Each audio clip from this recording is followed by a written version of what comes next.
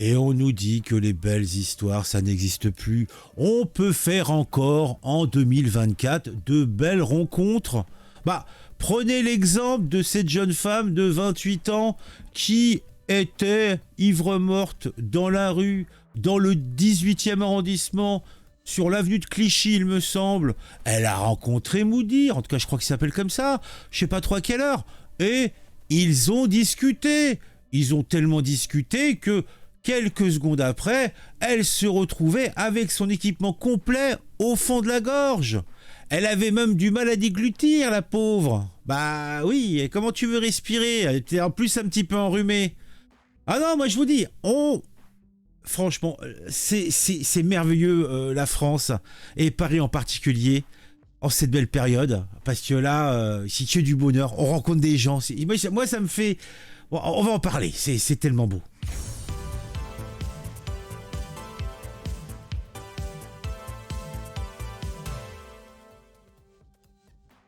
Alors, on va parler d'une sombre, très très sombre histoire. Oui, elle est sombre l'histoire, elle est sombre. Alors, c'est à la base un charmant petit fait divers comme nos petits feuilletonnants nous en proposent. Moi, j'ai été voir sur Actu 17 et j'ai eu toutes les informations. Je vais me faire fort de tout vous synthétiser en quelques mots avant qu'on s'intéresse un petit peu aux propos de Alice Cordier.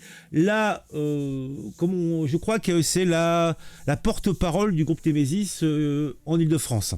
Donc, cette jeune femme qui bagnodait tranquillement dans les rues de Paris a été abordée par un homme, je ne connais pas son âge, donc dans la nuit de vendredi à samedi dernier. Bon, il a été interpellé et placé en garde à vue. Mais pourquoi donc? Pourquoi donc? Eh bien, sachez-le, il a été pris les mains dans le sac, ou plutôt le gland au fond de la gorge de cette jeune femme. La pauvre victime, elle, qui était ivre, a été conduite à l'hôpital. Pauvre petite chérie. Mais bon, c'est pas encore assez précis. Je pense qu'il faut que je sois un petit peu plus... Allez, je vais vous présenter ça comme un journaliste des faits divers le ferait.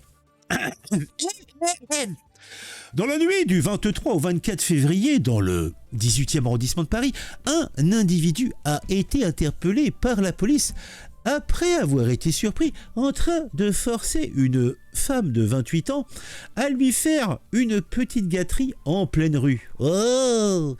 La victime, fortement alcoolisée, fut amenée ensuite à l'hôpital Bichat, à quelques encablures, pour y recevoir des soins. Oui, le gland du personnage, semble-t-il, avait au bout un piercing, ce qui lui a légèrement irrité une de ses amygdales. Le suspect a, quant à lui, cela va sans dire, été placé en garde à vue et a dû fournir aux autorités des explications. Celles-ci furent cependant fort confuses. Selon une source proche de l'enquête, il ne fait guère de doute que la victime a subi une agression sexuelle, bien que le parquet de Paris ait indiqué que les investigations se poursuivaient et que l'infraction retenue pour l'instant était uniquement celle-ci, alors qu'à l'origine, il avait été envisagé que ça aurait pu être un wall. Mais non, on ne retient pas le wall, on se contente de l'agression sexuelle. Eh oui, eh oui, eh oui. Cette affaire, oui, montre que il ne faut pas se balader à des heures indues après une consommation excessive d'alcool seul, puisqu'il y a toujours des malandrins qui sont là pour commettre d'immondes délits. Il se trouve que ce délit aurait pu être évité. Je vous en parle régulièrement, mais une fois de plus, n'est pas coutume.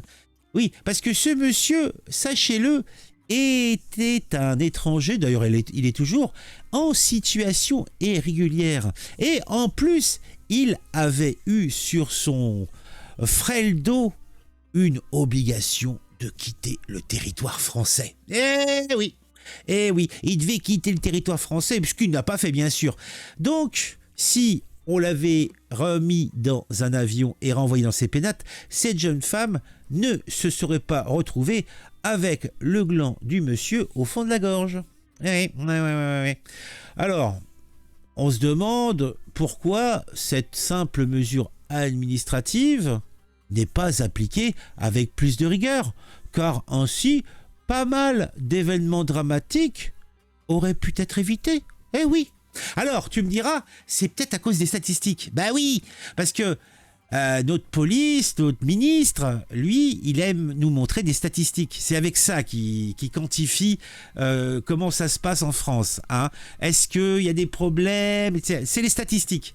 Donc, des événements qui n'ont pas lieu, eh bien, ils n'existent pas. S'ils n'existent pas, ils ne rentrent pas dans les statistiques. Donc, c'est pas bon pour eux. Ils s'en foutent. C'est moche, hein. C'est moche ce que je vous dis, mais c'est, je pense, la réalité. Eh oui. Donc, revenons à Alice. Alice Cordier. Ah, Alice. On m'appelle Alice, au pays des merveilles. Alice, la. Nouvelle affaire de Wall en plein Paris qui aurait pu être évitée. Oh, elle a bien raison, la gourgandine. Mounir est en train de la maintenir à quatre pattes et de lui forcer à pratiquer une gorge profonde, bien qu'elle tente de se dégager, la pauvre. La victime est alcoolisée. C'est à boire, c'est à boire qu'il nous faut. Oh. Elle ne tient pas debout. Et sa braguette est ouverte. Ah bah, c'est plus pratique, hein, pour la gorge profonde. Mounir parle mal français. Ah, il sait parler avec les mains comme les Italiens. Ah, mais explique la voix embranchée et pénétrée digitalement. Pour les humains, elle la doigté. Eh oui. Sans surprise, Floriane... Ah bah c'est son nom, Floriane? Un nom d'emprunt, j'espère. Ne connaît pas son agresseur. Oh, elle le connaît pas? Ce n'est pas un simple wall. C'est un wall qui aurait pu être évité. Eh oui, jusqu'à maintenant, aucun média n'a voulu préciser que l'agresseur était visé par une OQTF. Oui, tout cela n'est pas bien beau, tout cela n'est pas bien propre. Alors Fred nous dit « Contribuable et associé a réalisé une étude sur le coût net de l'immigration. En 2023, ça nous a coûté 54 milliards d'euros de notre poche. L'État est criminel, il paye nos agresseurs avec nos impôts. Mais c'est horrible. » Samuel Lafont nous met une petite image « Stop immigration, maintenant !» Et nous avons une pétition qui nous dit « Stop l'immigration !» Mais Mounir va rester sur notre sol. Mais oui, Mounir va rester sur notre sol. Et c'est une joie, parce qu'il pourra recommencer, hein. Il pourra faire souche, il pourra avoir des enfants, bah peut-être avec Floriane. Peut-être qu'elle y a pris goût, la coquine. On se demande, hein. Mais vous perdez de vue l'enrichissement culturel. Ah oui. Elle a été enrichie, la Floriane. L'agresseur était visé par une OQTF, cela va devenir une AOC française, appellation d'origine contrôlée, un pur produit de l'immigration. Je propose que chaque migrant qui entre sur le territoire français soit parrainé par un de nos élus bien pensants de gauche. Bien sûr, en cas de délit ou de crime, cet élu répondra des faits de son filleul, qui est pour. Moi, je serais plutôt pour. Si les flics peuvent surprendre des violeurs en pleine rue à Paris, imaginez ce qui se passe à l'abri des regards. Ah oui. L'immigration tue et viole, et le gouvernement qui est celui qui les incite par son inaction, alors qu'il suffit de les expulser, il suffit de mettre en place la rémigration. Le wall est un acte de guerre et de l'envahisseur occupant. Oh, comme c'est vrai.